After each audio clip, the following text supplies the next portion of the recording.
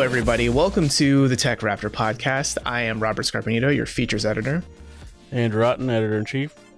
Rutledge Doggett, site founder and Baby Yoda enthusiast. He has a bunch behind him. They're coming to get him. And we have special guest this week, one of our writers, Austin Souther. Hey, thanks for having me. Yeah, hey, welcome to the show. We have him on this week because he was the wonderful person who fell on the sword to review Age of Empires 4 for us. So we're going to talk about that later today. But first, let's get into some news. Halo Infinite. We got a little bit of a campaign trailer thing. It was like 6 minutes long, almost 6 minutes too long to me. Excuse you. I don't know about that. I don't know why you and I hate Halo so much, but I think it looks dope. I hate Halo. Yeah, no, I don't like. I haven't played a Halo for real, right? So like for me, I don't have much of a reason to like be excited or hate it. I just do it for fun. Time out. We need to rewind for a second. You haven't played any Halos. I've played Halo 5, the bad one. Oh, yeah, and that's why you hate this, because you don't know anything else other than shit. Yeah, well, hey, I did not grow up with an Xbox, but Halo Infinite, it's got this new campaign trailer, and probably the biggest thing I saw from it is Craig got a glow up, I guess. Yep. That's the best takeaway from it. That and the grappling hook. I know everybody's super pumped about that one. This just looks like a less fun Just Cause 2. I was going to say Far Cry. Well, I wouldn't say less fun, but it does look a lot like Far Cry. I don't think it looks like Far Cry. I mean, Far Cry is like true open world. This looks like like sandbox gameplay within a hub area, and I just never made that connection personally. I don't know. I mean, it's very Just Cause 2 with this grappling hook. He's going around, he's blowing stuff up to whatever. There's not like a mayhem score or whatever. I will say, if we're bringing up Just Cause 2, I mean, Just Cause 2, great game, but it definitely is showing its age. Yeah. And there is something about the animations of the explosions in this Halo Infinite trailer that remind me of Just Cause 2 in a very not flattering way. Yes, that's what I'm saying. It's Just Cause 2. Okay, but so for the fans on this show, why is it exciting? What's the story here that's got you all pumped to see Mr. Halo Chief reunite with Cortana? I mean, for me, at least having played the flights too, it feels like a return to form, like pre Halo 4 return to form, because 4 and 5 were just easily the worst of the series. The gunplay was good, the story was confusing and just not right, but the pace is back, like the speed of gameplay is kind of where I want it to be. And I like the idea of having a little bit of a less linear campaign and just kind of exploring. And that was one of the fun things about, I think it was Halo 3 was trying to find all the skulls. Was just kind of a fun way to explore. So I'm hoping they have more of that kind of, hey, get out and try and find some weird stuff, as well as kind of just bashing in skulls. Yeah, one thing I noticed, and I think somebody made this comparison on Reddit or something, but it looks a lot like the first, or rather second level of Halo 1, where you're on the Halo ring for the first time, and it's this huge open area, and you have a warthog. You can go not anywhere because it's still linear, but you can go in different directions in this wide open area, find Marines, kill Covenant. It just looks like it has that same vibe, which is very nostalgic for me, since Halo 1 is a game very near and dear to me, probably Rut as well. And then, I mean, Rut also said that it looks, similar to, it's a return to form. I also think that there's some new changes that look exciting. Other than the open world format, I like that Master Chief has like a skill tree, basically. You can upgrade him and play the way you want, which I hope is true. You have your own Master Chief instead of just like a you're not restricted in terms of gameplay. Is this the first for the series where like the story mode has some sort of RPG skill tree element sort of stuff? Yep. Oh yeah, Big time. This is a complete shift in how the series has been for the last 5 iterations or 6, I guess, if you count Reach. So it's I don't know, it feels like it's a good refresh where we're getting to see, a lot more of the Halo rings, which, we haven't explored a ton throughout the games.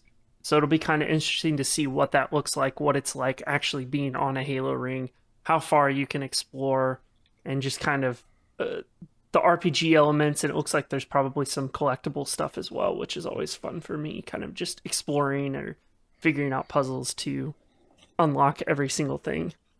So I also like that you can like order your own vehicle. That's completely new. Usually Pelican will just like drop a vehicle for you, but now you can pick how you want to travel. That looks really fun. Just like Rico in Just Cause 2. Exactly. I don't know. Yeah. I think that Halo's going to suffer from this open world stuff. I don't see it being nothing that was there was like, you know what, that looks like a fun time to run around and go kill those whatever things. Halos, like when people think about the old Halos, it was a narrative linear experience with big moments in it. And I'm sure this will have those somewhere, littered throughout. But running around killing the dumb AI is not what I ever enjoyed about Halo. And just that being it just doesn't sound appealing at all. If you don't like killing the dumb AI, then what do you like about Halo? Well, I mean, doing the going through the campaigns were fun, but it was not like, boy, I can't wait to get to that next set of enemies to kill. Like you're kind of going through the motions some points. And obviously, I mean, back in the 360 days and stuff like that, everybody was playing online or co-op, or not co-op, but multiplayer stuff. Yeah, I mean, from the outside looking in, I've always thought Halo was like the multiplayer shooter for Xbox, right? Yeah, I didn't realize it till like a little later that also there's a story here that people really really like, as was made pretty clear with the direction that the series took in 4 and 5, right?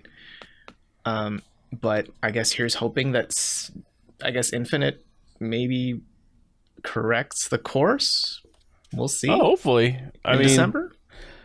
Part of me is just skeptical as you think of these big prestige like FPSs with these big stories that have been really good, and they haven't gone this open world route. I think there's a reason.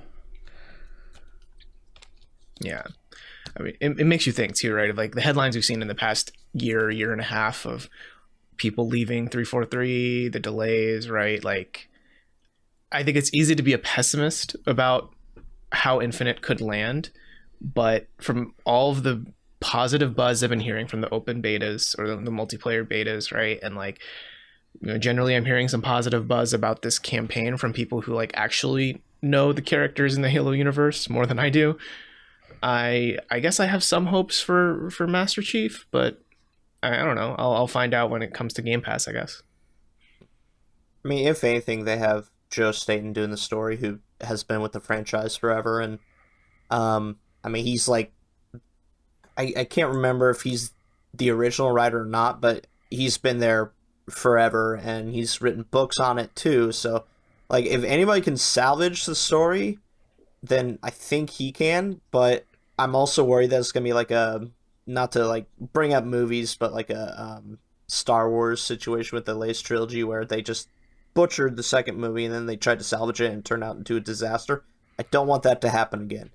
So here's something. Butchered the second movie. You mean the best one of the new movies? But go on.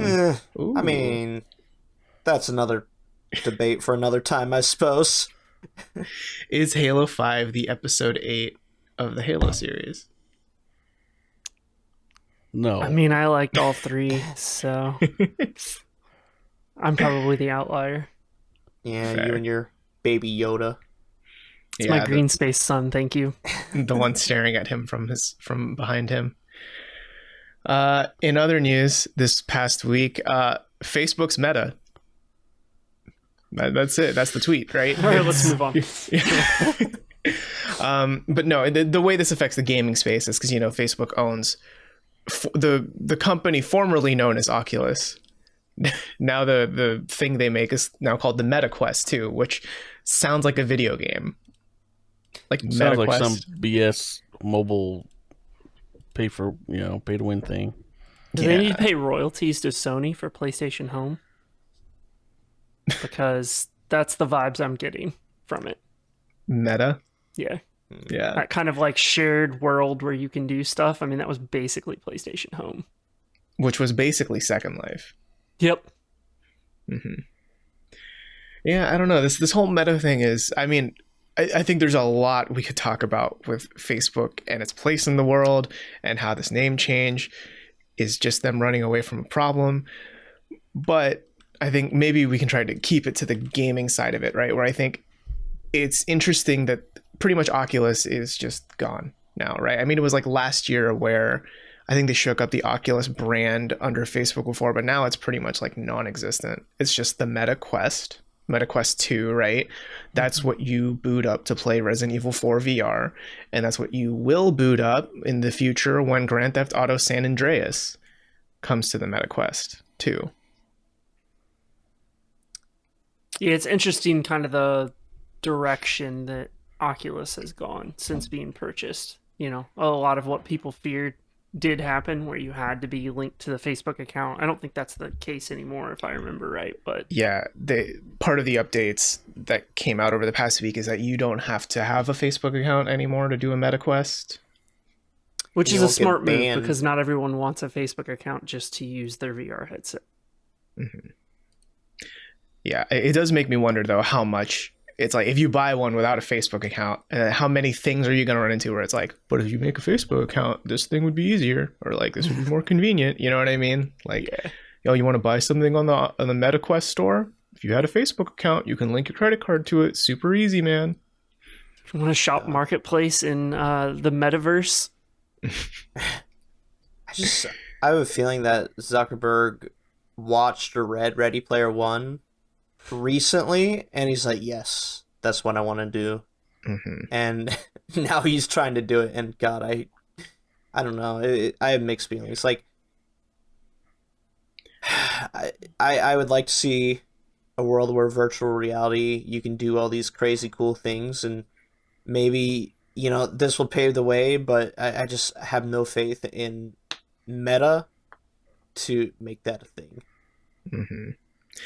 So now this is Zuckerberg and also Epic Games is Tim Sweeney. So that's two separate metaverses, right? That are being created by billionaires. Is that what's happening, right? Because like Fortnite isn't that also a metaverse? At this point, yeah, I don't even know what Fortnite is anymore. It's around season 4 is where it started getting crazy, and where I tuned out. It was too much to keep up with, too many changes, and the build meta is disgusting. So, yeah, I get that. I'm curious what you guys think about Grand Theft Auto San Andreas coming to the Quest, because it's an older game, very much one of the more beloved games in the Grand Theft Auto franchise, but it's also like, I don't know, on my end, I can't imagine it looking pretty. Crime in first person. It's definitely not going to. My guess is the only reason it was picked is this was like when Zuckerberg was at the right age when it came out that this is his Grand Theft Auto. That's what because I was like, San Andreas people like it. Like it's definitely like, there's not any Grand Theft Auto that's not like everybody hates. They're all just except people don't know about the first two really. They're like, oh yeah, we don't talk about those. But my guess is this was his formative Grand Theft Auto experience. That would make sense. Yeah, he needed to see it. That, or he sees this is the one that has all the memes, so we're gonna go with that one.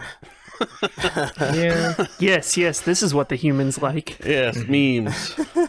As he caresses his sweet baby Ray's barbecue sauce. Yeah. Every time he squeezes some out, oh shit, here we go again. And then he puts on the VR machine. Exactly. His sticky VR headset from the Sweet Baby Rays. I'm sure that's what it is. What do you mean? What else could it be? I didn't know it could be brown. But yeah, the Meta Quest is, I don't know. Is this going to be something like, well, I guess for the people in this room, does anyone here have a Meta Quest or Oculus Quest, you know? Nope. No, I'll be getting the Index once I'm ready to shell out a significant Although amount of money for VR. The people on staff, including like Sam, I know has done a lot of VR stuff. He said the Quest, it's Quest 2 now, right? They're the second one out. Yeah. He said that's kind of a no-brainer. It's like it's really good. It works. Yeah, because the Quest 2 is outsold any of the other Oculus machines because it's that good, right? But so on my end, I don't have one either, but I really wanted to get one for Resident Evil 4. But the thing that stopped me was the whole Facebook thing, because like I'm not on Facebook anymore, right? Yeah. And like I don't want to make a Facebook account just to play as Leon again. But you can make your account Leon. True, I could be Leon S. Kennedy. Speaking meta, here we go. You make your own Leon. Make Facebook. a fake account and make sure you send invites to people you definitely don't know. I think that's called being a bot. Yeah, I get a lot of those. Oh, Or Zuckerberg catfish. understands. Well, no, he's a lizard man. But I'm curious for you three here, is the drop of the Facebook requirement, is that something that you're seeing as like a positive where, okay, maybe I will get an Oculus Quest 2 in the future, or is that just still something that's not on your radar? I'm still leaning either towards the Vive or the Index if I'm going to go VR, I think. And it doesn't really have anything to do with Facebook or Oculus or anything like that. It's more so that I just kind of like their design a little better.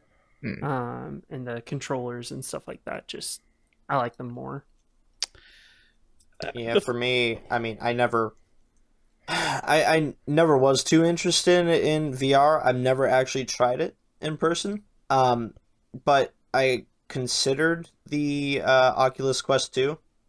I never cared for the Facebook requirement. That wasn't really an issue. What was an issue for me is that I just don't really think that VR is there yet still. Like, there's a lot of experimental games, and then there's, like, Half-Life Alyx. That's probably the only game that really interests me, where it seems like it's a true, like, VR game. Everything else is just, like, you know, it's there. Could be ignorant because I don't, pay attention to a lot of it, but nothing really strikes me as, like, yeah, now I have to get a VR headset to play,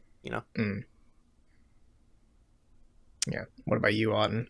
Well, the Facebook thing I never really cared about. I mean, maybe I'm just resigned to our corporate future, but the idea of having to have an account to use a thing, that's just our future, guy. Like, you just got to live with it. Like, it didn't bother me. It's just is what it is now.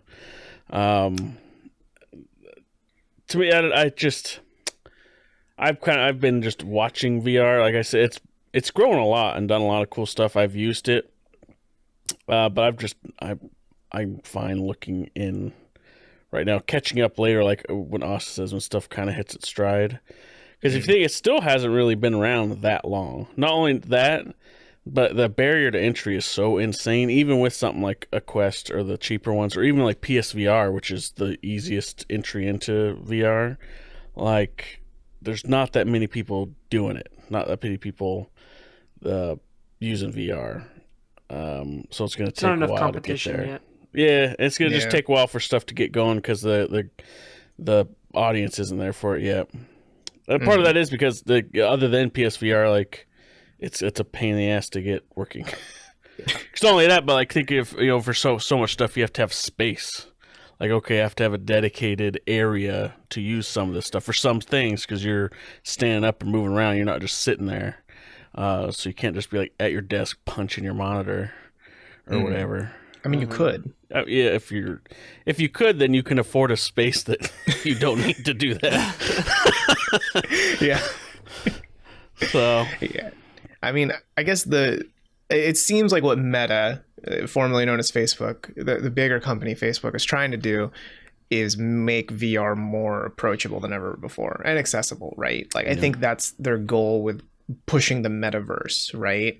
Which I just remember too, isn't Warner Bros. Smash Bros. Clone called Metaverses?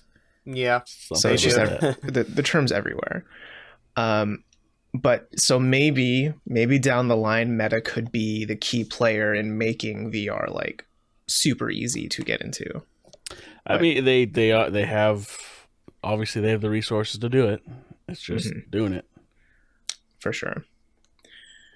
Our last news story for this week. If you live in San Antonio, Texas, or anywhere nearby, so sorry, because PAX South has been discontinued for the foreseeable future. Dead. Yeah. Sam killed it. That son of a bitch. Well, hey, you were also at the last one. I witnessed it. Okay. He killed it. Is South by Southwest still a thing? Yeah. I think so. Okay. I don't know about like how COVID's impacted it, but I haven't heard anything like it's forever canceled or anything. But no, this PAX South it's over now because apparently it's a mix of two things. One, it's the pandemic, which, you know, kind of expected, right? But then two, in their statement on the tweet, they said that since 2015 they haven't seen any major growth for the convention, which is a shame to hear. But so because of those two factors, they've decided to just, for now, call it quits.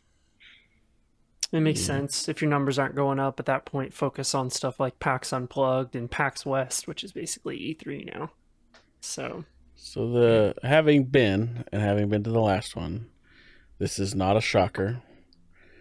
We had already made the decision that we were not going to do PAX South again if it were coming around. There just wasn't a lot there. Like if I was really on my game and like I could have done everything I needed to do in the first day and then bounced and not missed anything. Which sucks because the venue is really cool and it's very big and spacious and definitely could accommodate more. But I'm wondering if it's just kind of at the worst possible time of the year. It's in January and it's in the lull between, you know, the Game Awards just happened for those big reveals. And the companies might still be a few months out from wanting to start ramping up, talking about other stuff like when PAX East rolls around and then E3. So it's kind of in those lull months where nobody's showing anything or wanting to make some big announcement, usually in like January, February. And that definitely showed with what was there. The big companies weren't there. A lot of cool indie stuff, obviously, but it was very barren. And if they don't have the exhibitors to get people going, then yeah. San Antonio's cool though.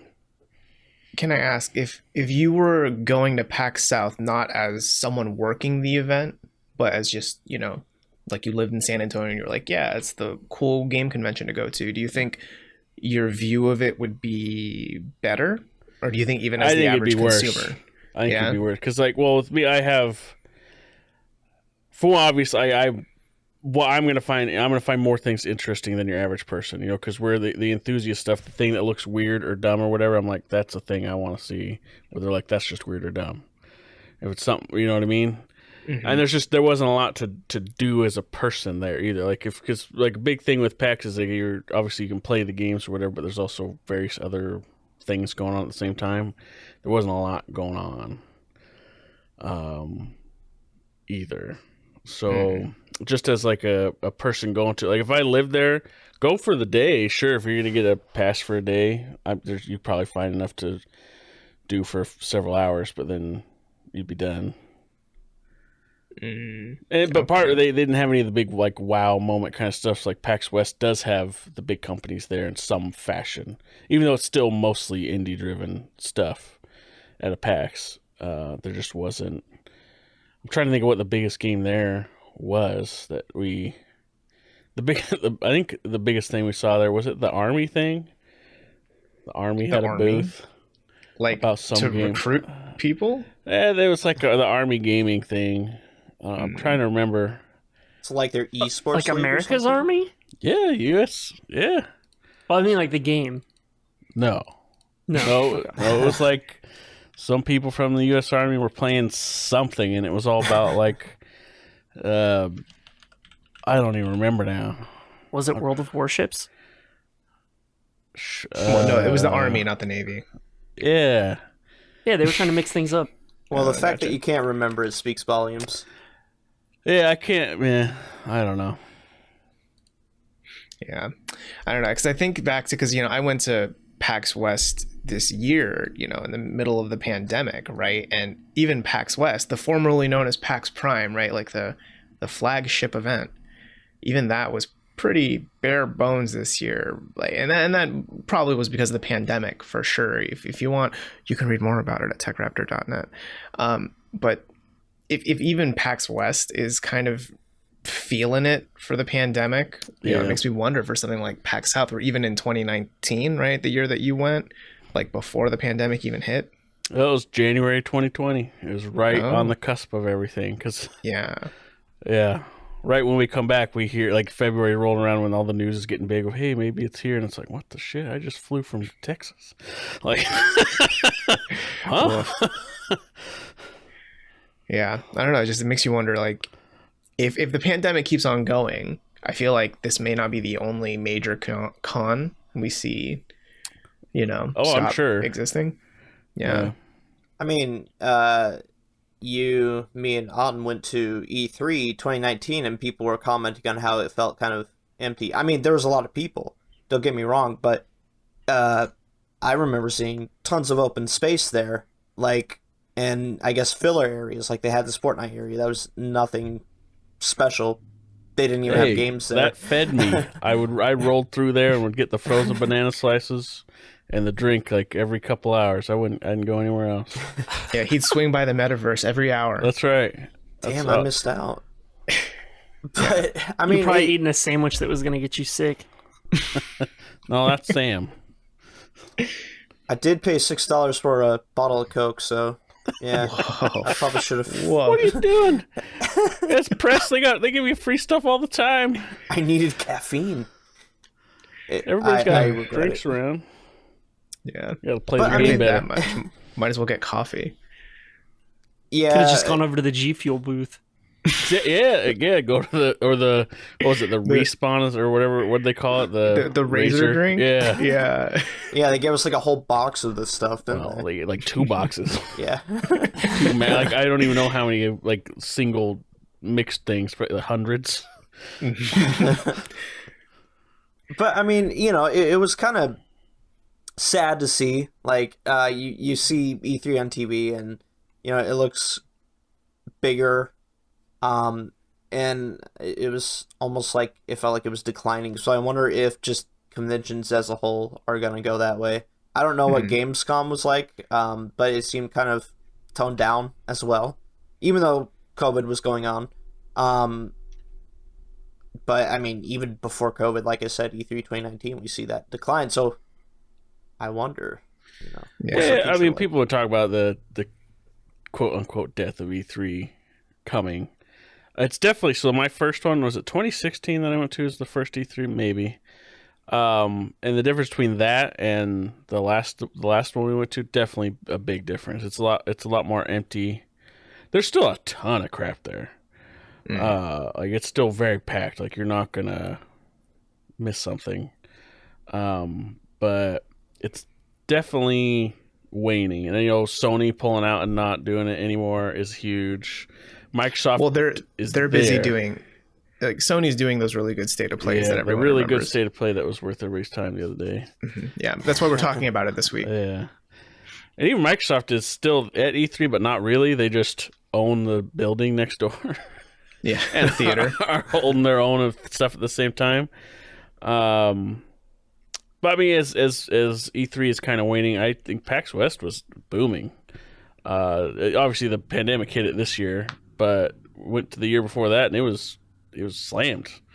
We went, and it was there's tons of stuff all the time. Well, I think what's contributing to it as well is kind of Steam's demo capabilities now. So we're having these big demo events. Right now you can even, for some games, download a demo to try it ahead of time. So developers are able to get in front of people and even get press access without actually having to have them at an event. So I think we're moving a little bit more towards a digital future. I hope that some of them still stick around because it is a really fun experience to get that FaceTime, interact with other people in the industry, and just kind of forge those relationships. But I think that with how the tech for both Steam and Epic and all these platforms is changing to allow for more demo based content, that's definitely contributing as well. Totally. Yeah, I can see that affecting it too. Well, I think companies are learning, like you're saying, because we're so digital. In the past, you not necessarily like the press would be a guiding hand, but they're filtering out and getting the information out there where they don't need that as much anymore. If I'm big company X, I say, hey, we're doing a stream on this date. You're going to have everybody's that wants to watch it is going to watch it. Mm-hmm. That's true too. You don't need press there to write down what nonsense Miyamoto did when he jumped on the stage this time or whatever. Yeah, we're all just obsolete, basically. Pretty much. Yeah. Well, to deliver on that promise, let's talk about some games we've been playing over the past week. Austin, you have been playing Age of Empires 4. You reviewed it for us, and you gave it a big 9.5 out of 10. Out of 100. Right? Oh, yeah, 10. Oh, yeah. It's a less than a 1. Yeah, I've been playing it for several weeks now, and full disclosure, I was very close to giving it a 10. That's how much I enjoyed it. My first 10, if I didn't have some thoughts about it afterwards, but I've enjoyed the hell out of it. I mean, I grew up playing, like Age of Empires 2, and specifically Star Wars Galactic Battlegrounds, which is a Age of Empires 2 game, basically, made by the same people, but Star Wars, which I freaking love. So this was right up my alley. I knew I wanted to play it because I have all those memories, and it does feel like a blast from the past. It's very similar to the gameplay of Age of Empires 2 rather than 3, which I think is probably more popular anyways. And I don't know, it just felt like a glow up in many ways, but with some nice improvements to the formula. It's really just, above all else, very fun, which is all I could ask for an RTS, because I'm not great at them, but I love playing them. Mm-hmm. So I was impressed with what I saw. Right. So you said it feels a lot like Age of Empires 2, which is something that a lot of people like, right? Mm-hmm. So for those who aren't familiar with the franchise, what's that like lightning in a bottle thing that you could describe that's like that it clicked for you, like this is why I like Age of Empires, specifically 4? Basically build up a small town into a city, accrue resources to, expand the city, create an army, and destroy your opponent. They've added some interesting quality of life stuff too, in terms of like being able to select multiple barracks at once and quickly generate units rather than having to go to each one. And the upgrade system, like some upgrading to Age 1 to Age 2, where you're basically just placing a specialized building, is kind of a cool feature as well. Like it's not just like, yep, upgrade your town hall. It's no, you just built a church, and now if you bring your units into the city, they can be healed right there too. Mm. So I thought that was pretty cool. I'm only 3 missions in, but I was an Age of Empires 2 junkie. So if I'm like let's say I'm a StarCraft guy, what do I need to know about Age of Empires 4? Well, it's not in space. All in on StarCraft 2. I don't think it's nearly as complex as StarCraft, although some people might disagree with that. I always found Age of Empires to be very accessible, so you might find it easier. But I don't know. It just, more importantly, it's a very grounded game. I mean, obviously it's historical, so you're not gonna deal with sci-fi stuff. If you like history, then yeah, go for it. But I mean, if you're more of like a fantasy sci-fi guy, maybe it's not for you. I don't know. Yeah, that's something I have noticed with the games. I played a little bit of the campaign, and then there's like some like old school Discovery Channel style like historical mini documentary things of like, and then there was this battle that happened, and here's like the story, the context behind it. And then I don't know, there's something about it that's really cool where it like sets you up when you're like playing as these, people from history, right? You feel that historical context, which I imagine is really neat for those history junkies. Well, they layer like graphics on top of real world locations too, which was pretty Yeah. pretty cool to like show. Okay, this is where the battle happened. Here's what it looks like now, and here's where all the people were. It's like that's really cool. Yeah, it's kind of surprising. A lot of games haven't done that because we have a ton of historically set games that have come out. But really putting in that context, I haven't played Age of Empires 4 yet, but I'm definitely going to. And I have a history degree, so obviously I'm very interested in that. So, Professor Otten. well, no. Modern day. If you want to talk about academia world, you think every stuff's screwed up. Anyway, putting stuff in the context of that and making these just how Austin described them in his review is like these. They're very engaging, interesting, don't overstay their welcome kind of stuff to be like, all right, this is kind of what you're doing, rather than just saying, okay, this is the battle of blah blah blah, here's the field, go fight it out, or whatever that games kind of do, where it's like, okay, it's set there, but did I really understand or get a feel for or contextualize what the hell it is that I'm learning about? Or they don't just put it in, okay, here's this massive glossary / dictionary thing, so you can just go read about all this stuff if you want to click through some menus that the games do, which is fine. Like, it works if people want to find it and they want to read about, okay, why is this support what I'm doing in the game? That's cool. But making something like that's more accessible, like those videos and the graphics, I think is really cool. Yeah. Yeah, I would say it's a lot more like, so like I'm a big fan of Civilization, right? Those Sid Meier's Civilization, and with those, like, those games are also set in a historical background, but they do that thing you're saying where you don't have to know any history really to play those games, but if you want to learn it, you can like go to the codex, right, and like read a bunch of stuff.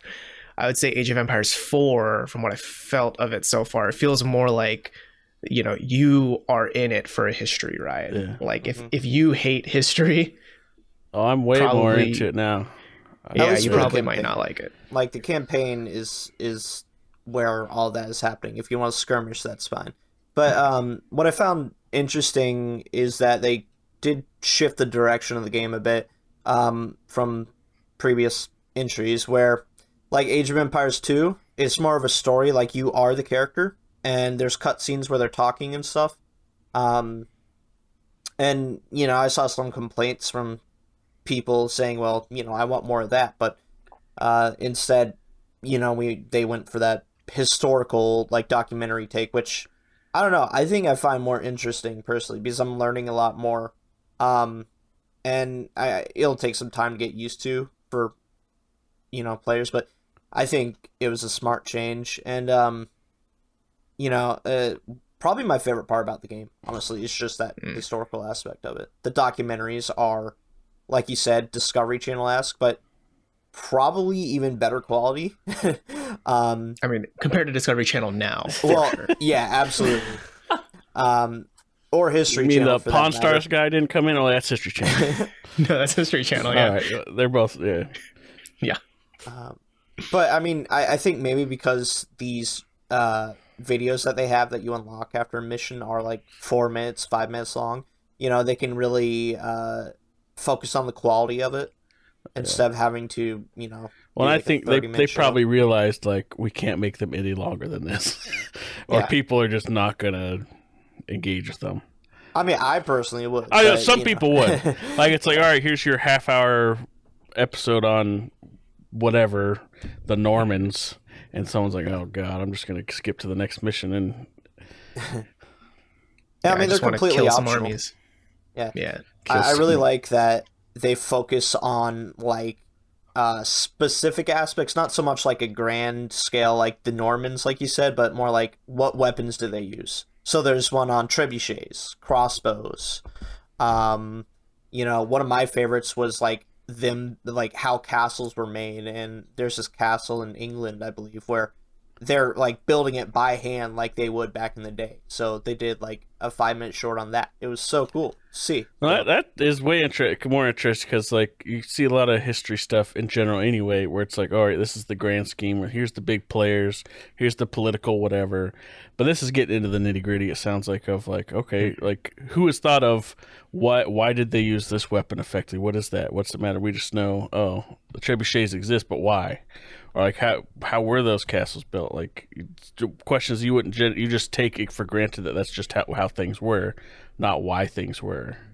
And I think getting into that is pretty interesting. Yeah, the videos feel like something that you would show off in a class, like in a classroom. You know, it's that level of educational. I will say I might be the odd one out on this pod because I played the tutorial and the first mission and stopped because I think this is too stressful for me. I think RTSs stress me the fuck out. You should definitely try StarCraft 2 then. Oh God, no! I've watched a lot of StarCraft 2 as a kid. I am good.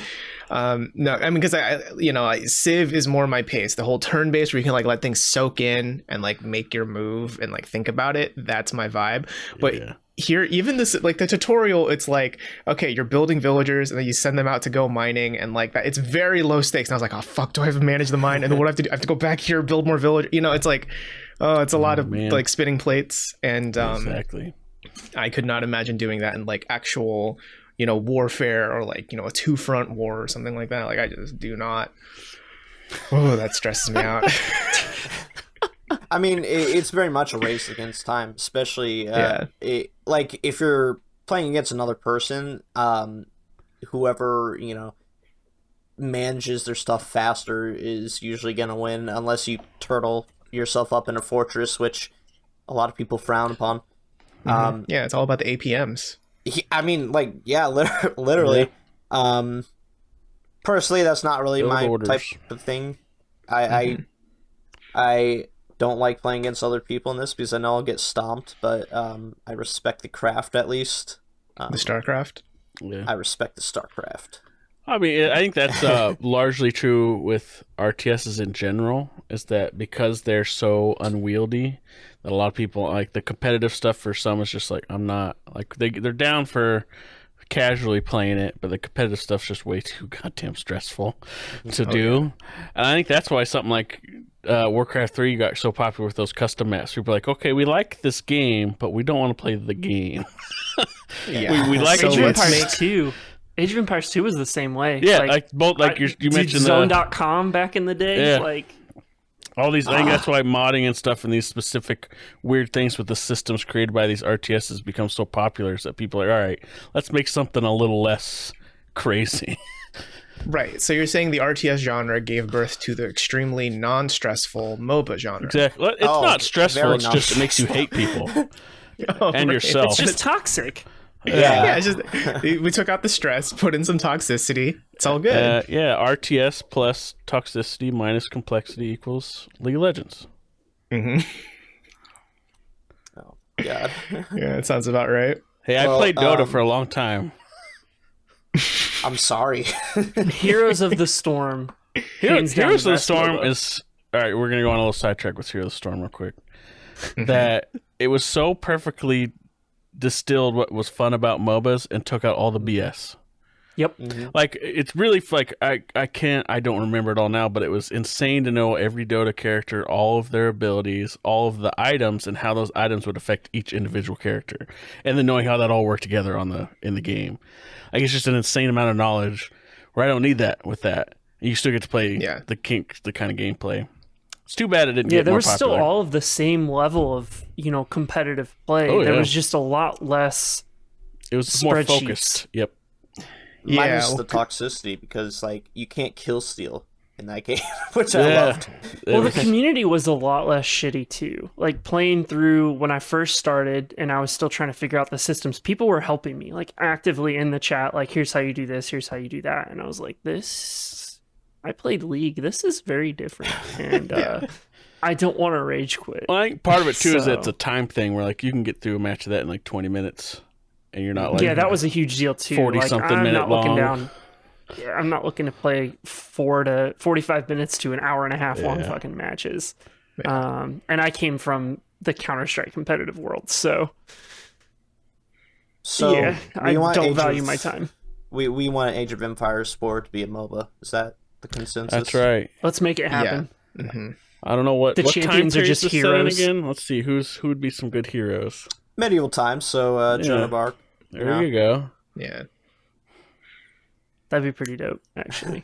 I'd I be mean, down. it kind of based on that first mission, I think there was like some hint of it because like when you play as the kings, like when you use the king unit, they have like special abilities. Yeah, and Like- there are a lot of those special, like I said, Joan of Arc, Ivan the Third of Russia. You know, so I'm definitely going to be very interested to see where mods go with this because RTSs are always like mods are to me the mods that come out of or custom stuff that comes out of RTS are almost always the most interesting because they can get just wild with it. So I'll be very interested what comes out of Age of Empires 4. Maybe they'll be like some of your favorite Warcraft 3 mods that we talked That's about. right. Hopefully with much less porn. Oh, that was your favorite part. Well, it's not my favorite part. It's just, you know like when you're away on a trip and you start driving back into town and you see things that remind you that you're home. It's like that. Sure. Sure. It's like that. So Yeah. we're going this route but again, with, are we? But with big Very Photoshop nostalgic. dicks. It's the same. I Only know specific exactly what ones. we're talking about. I don't know how we keep coming back to this every podcast. It's either this or fucking Nomura. Those That's are the two right. topics that are just going to be cyclical in this podcast. Well, it's just, it's just Well, homey. just like Nomura's writing. Yeah, speaking of homey, well, never mind. Yeah. Well, we're being dear a bunch Lord. of jokesters. The rest of us on this pod caught up with Otten and played some Guardians of the Galaxy. I conned them You all guys into it. review it last week. Yeah, you did. And you're right. This is pretty good. It's Yeah, pretty, yeah. pretty flarking Shockingly good. so. Oh, It is. pretty flarking good. Yeah. Yeah, No, my review was a bit of an outlier score-wise. But I was reading through a bunch of apparently I missed out on bugs. I don't know if you guys have experienced bugs. I had I some definitely very experienced a minor few ones. Like they weren't anything that were big, but some reviewers apparently got some pretty annoying ones. That and I think that people were expecting a different game. Like it was. Do you think it's fair when I said it's very Uncharted like? Yeah. Yeah, I think in structure, it's very, very Uncharted. Structurally, it's like that. Where I think people thought it was going to be something else. Yeah. Yeah, I think the way you described it made me think, okay, this is more of an Uncharted cinematic experience sort of vibe with some gameplay in between. And honestly, I think the gameplay is my least favorite part of the game. Like, not that it's terrible, but it's just it's passable. yeah. Yeah, and in the same way, like Uncharted, like again, love Uncharted. Those games are great. The story's fun. The characters are great. But I mean, it's pretty basic, bare bones third-person shooter. You know what I mean? Like it doesn't stand out. Like you don't play it because God, I can't wait to use the Desert Eagle. That's right. In Uncharted. Although right? it is Like, pretty rad to swing around and punch a guy in the face on a rope. Yeah. It's pretty rad. Yep. Yeah, it's pretty rad. But I think it's the same in this game where it's like, I'm not like, man, I can't wait to use my electro shot on those bad guys. Can't wait to shock But- some guys. Yeah, but it's more, I can't wait to hear what Rocket's going to say or something like that, you know? Yeah, it's like Otten said last week. I think that it really did a good job of distilling a very similar vibe to the movies. Just playful, and the amount of just like extra conversation. Like if you wander off, I'm like, I'm gonna go find some more crafting crap, and they're like, where the hell are you going? Yeah. I'm like, I'm Star-Lord. I'll do whatever the hell I want. Yeah. It's I like that a lot. The attention to detail is absolutely amazing. Like Robert and I were talking about it last night.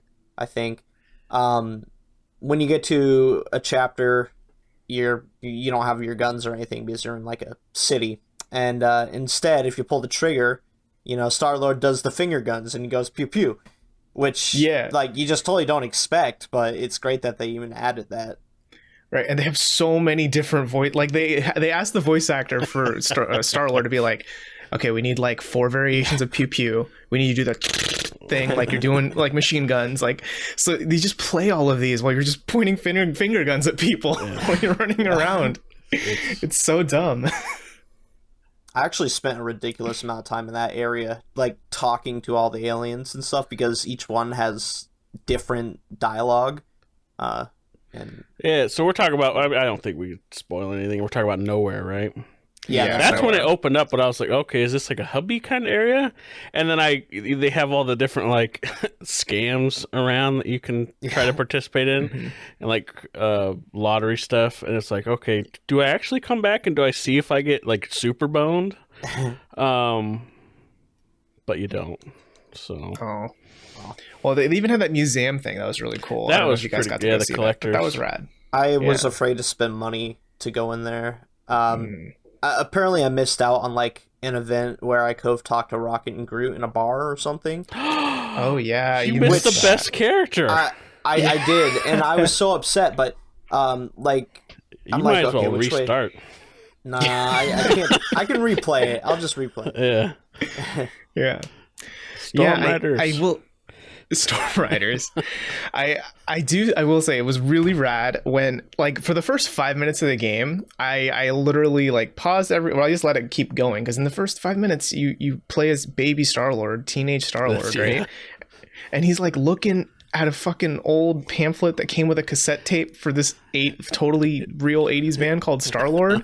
And I was like, hold on, I like 80s music. Did I fucking miss? So is Star-Lord like a really underground, like super duper, like no hit wonder thing? Yeah. But no, it's this fake 80s rock band that they made up. But they made the whole album, so like the whole fake album is in the game, along with like Pat Benatar and Rick Astley and all that. And it fucking slaps. Like, it's good. Yeah, I it's was not actually bad. surprised. I thought it was just gonna be some like generic stuff, and I was like, you know what, this not bad. I mean, like it leans a little generic, but in like an endearing, like 80s rock kind of way, you know? How great is it when you Yeah. do the huddle up and you're hearing the music? Some of it's just Oh, like Yeah, some of it works so perfectly, and some of it's just like, this is insane. That Yeah. I get sad whenever like the combat ends too soon after that happens. I'm like, wait, I want to listen to more music. yeah. Mhm. Like whenever you get bad reputation while you're beating up aliens, oh, it's so perfect. Yeah. Yeah. Something else that like kind of stood out to me. I said this in our Slack chat about like sometimes there's too much dialogue, and what I mean by that is there are points where, so like it's cool when you go to a dead end to like pick up a collectible. There's usually a voice line that's like, "Hey Peter, where you going?" And he's like, I'm exploring. Okay, I'm just checking all of our corners, right?" Like he always has some cheeky response to it, but like 9 out of 10 times it always interrupts a story.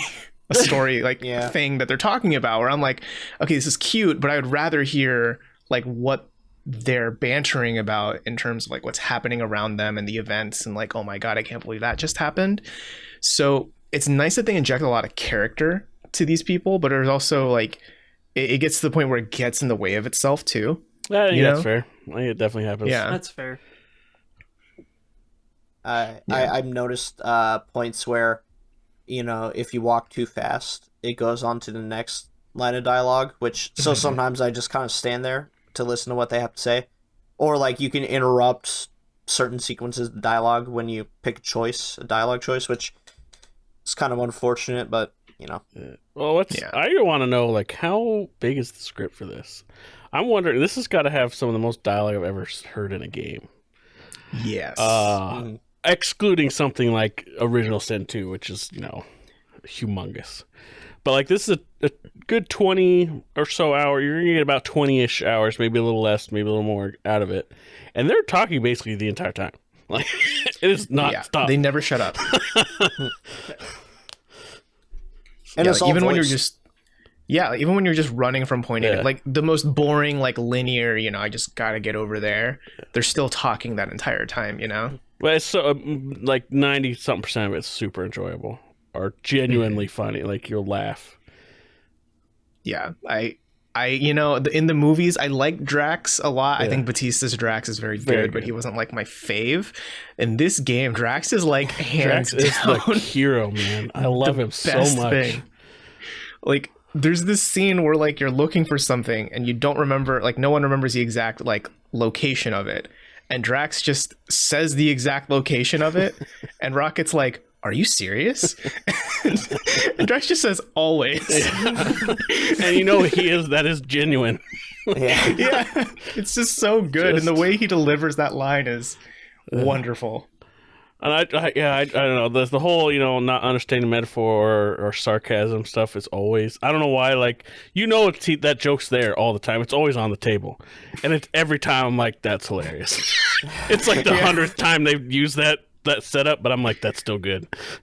Yeah, like, and they do it even in combat when you're not expecting it, right? Like you said it before, right? Like during the last boss, I was laughing at a thing he said. I was like, what? Yeah.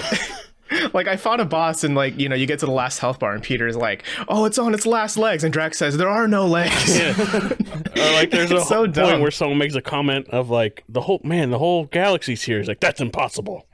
It's like, yeah, we know. Like, yeah, it's just, man, it's such a funny fucking game. I did not expect it to be this funny. It's great. It's one of my favorite games of the year, honestly. And counterpoint to, like, there's maybe too much dialogue. Well, maybe it feels more natural that there is all this dialogue, because don't you think, like, when you're playing Mass Effect and people are just standing around saying nothing, like, it's kind of, I don't know, unnatural.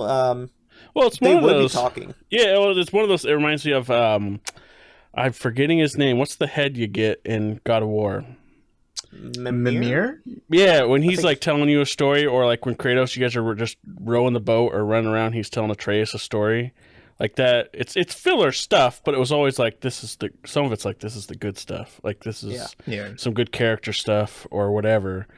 And this just does a lot of it. Guardians does a lot of it. Yeah, that's for sure. But, I'm into it. I like it. And I'm honestly kind of digging what Marvel's been doing recently in the video game space, except for Avengers. Yeah. But Spider-Man, Miles Morales, and now this, like, that's 3 out of 4. Yeah. Wolverine, I'm very excited for. Wolverine, I'm excited for. I'm excited for whatever Amy Hennig's studio is working on, because that was like some more news, right? Like last week, Amy Hennig's studio, formerly of Uncharted fame, right, is working on something with Marvel. Be very definitely on a good path. Finally, my lord, took forever. Yeah, there we go. They got Black Suns coming out too. I think that's what it's called. Oh yeah, that like XCOM like. Yeah. Mm-hmm. And then there's one coming out in January. What? There's another Marvel game. Isn't that Black Suns? Well, no, that comes out like Q1. That might be the XCOM like Firaxis game thing.